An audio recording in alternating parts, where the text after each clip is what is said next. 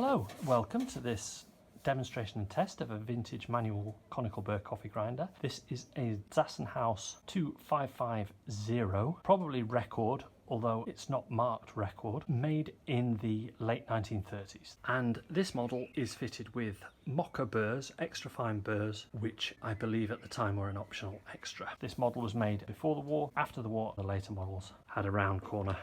And if we weren't really sure, there's the monogrammed crank, which I think tells us it's before World War II. The test is, as it always is, we're going to take 7 grams of coffee beans. We're going to put the grinder on its finest setting, which means the burr's just touching, and we're going to see how it does.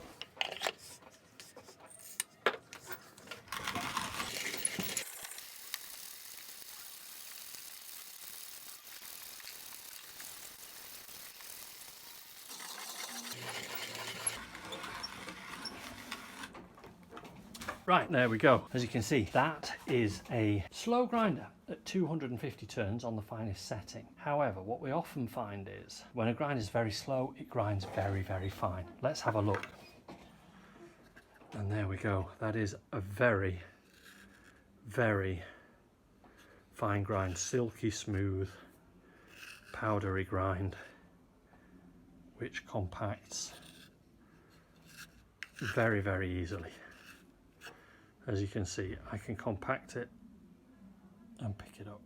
So that's a super, super, super fine grind. Now, we've established that this grinder can grind exceedingly fine. What we need to do now is find out how quickly it can grind for a good, usable, classic fine grind.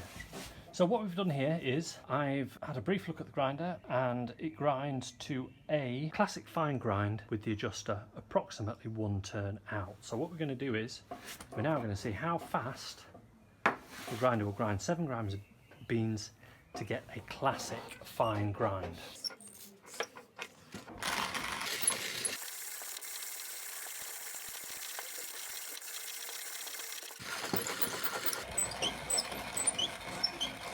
So that's about just under 75 turns of the handle to get a very nice classic grind there. Still very fine actually, probably on the fine side. So 75 turns to get a good solid fine grind which is compacting nicely. If you want a coarser grind, of course, you just slacken the adjuster and dial it into your requirements. Thank you very much for watching. Feel free to have a look at the links at the end of the video or in the description, and happy grinding.